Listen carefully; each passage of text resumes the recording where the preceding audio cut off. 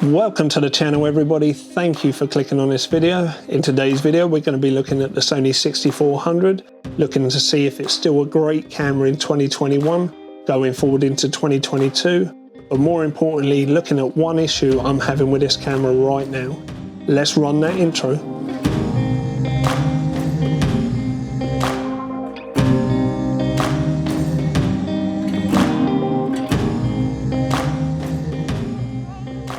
So, the Sony 6400, is it still a good camera in 2021? As we approach 2022, is it still worth considering? Well, the simple answer is yes. In fact, it's superb. But why am I struggling with it? We will take a look at that in a moment. But first, let's take a look at the Sony 6400, its good bits and its not so good bits. Now, I've been using the Sony 6400 since release, which was early on in 2019. Before the Sony 6400, I had the Sony 6000 and before that Nikon cameras. Now the Sony 6400 was, I would say, a big leap forward from Sony. It was a new benchmark in small ASPC cameras. 4K video, super fast autofocus, the ability to film in HLG and S-Log. Just a really practical camera that ticked so many boxes, and in 2021 it's still a fantastic camera. Let's take a look at some of its plus points that still make this a great camera in 2021. The camera really only has one job, and that's to capture images, and the Sony 6400 does that superbly, punching well above its weight. The image quality is incredible. The sensor in this camera, which is still being used in new cameras like the Sony Alpha ZV-E10, that's a mouthful, is excellent. The 24 megapixel sensor is more than enough, and photo quality is simply amazing, and it's able to capture amazing detail. The 4K video is again incredible for the size of this camera, with the ability to record in HLG and S-Log. With no record limit. Yes, no record limit. The quality of video that comes from the Sony is nothing short of remarkable and still blows me away considering its compact size and weight. The rear flip screen is practical, maybe not to everyone's taste, but I like it and it does the job. And the focus on the 6400 is super fast.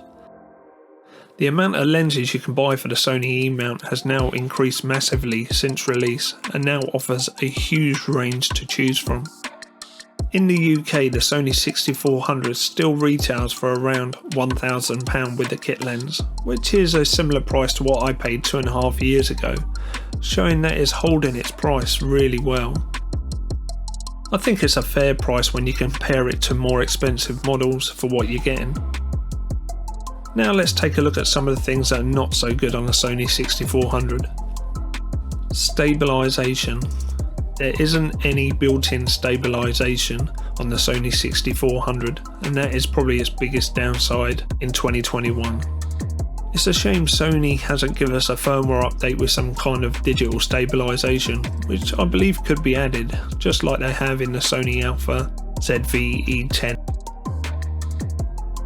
Of course, you can buy lenses with stabilization built in like the 18-105, and even the kit lens has stabilization, which solves kind of some of the issue, but many lenses don't come with stabilization, so you're limited by the lenses you can buy if stabilization is important to you.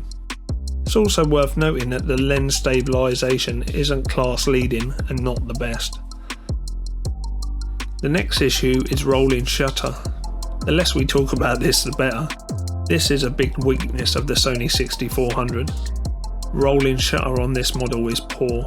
In fact, it's awful, and there's no walk around or fix to it. If you do any kind of fast panning, get ready for some serious jello effect. Now let's take a look at some of the things I wish were better, a kind of my wish list. The menu. Still 2.5 years later, I'm still not 100% sure where everything is. The menu is a little confusing and clunky. Battery life, Okay, it's not terrible, it is what it is, and replacement aftermarket batteries are so cheap and easily available now. You just gotta make sure that you take extra batteries with you. Now in 2021, 4K 30 is a very minimum frame rate required by most. Many cameras now come with 4K 60 as standard. So I would have loved this camera to have 4K 60 or even 4K 120. That would have been great. The video colours are only 8-bit also, which isn't bad, but if I had a choice I would have loved it to have been 10-bit. So the Sony 6400 is still a fantastic camera in 2021, that we know, with really only two drawbacks: stabilization and rolling shutter. The four things I wish it had: a better menu, better battery life, higher 4K frame rate and 10-bit colour. Two of these have been solved by the Sony 6600, stabilization and better battery life. So why am I struggling? Well, if the rumours are true, Sony are nearing release of their next ASPC camera, potentially called the Sony 6900, which addresses everything above and all that on my wish list. Higher 4K frame rates, 10-bit colour, better battery life, better menu, better stabilization, etc. And the problem I'm going to have is letting the Sony 6400 go. This camera is simply incredible. I know that if Sony release a new model with everything on my wish list, I will probably have to sell the 6400 to buy it, and that is something I'm just not willing to do yet. The Sony 6400 is extremely good and has plenty to give in 2021 and for years to come. So there you have it guys, the Sony 6400 is still a fantastic camera. The image quality is exceptional. The only two issues I have with it are the rolling shutter and lack of inbuilt stabilization. Now I compensate the lack of inbuilt stabilization by also owning a Sony 6600, and what I do, I make use of both cameras just like this. If the lens has got stabilization built into it, for example the kit lens, the 70-350 or the 18-105 etc., then I use it on the Sony 6400. Lenses that don't have stabilization like the Sigma Trio and some of the Tamrons, then I stick them on the 6600. So I make use of both cameras like that.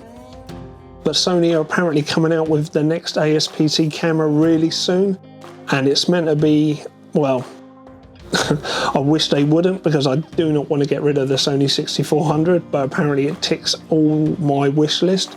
So what do? Do I keep the Sony 6400 or do I sell up and then potentially buy the new one? Let me know in the comments. Also let me know in the comments what you're looking for in your next camera. But for now, that brings this episode to an end. I hope you thoroughly enjoyed it. If you have, give it a big like down there. If you want to see further videos from myself, hit that subscribe button and we'll catch up in the next video. Thanks for watching guys.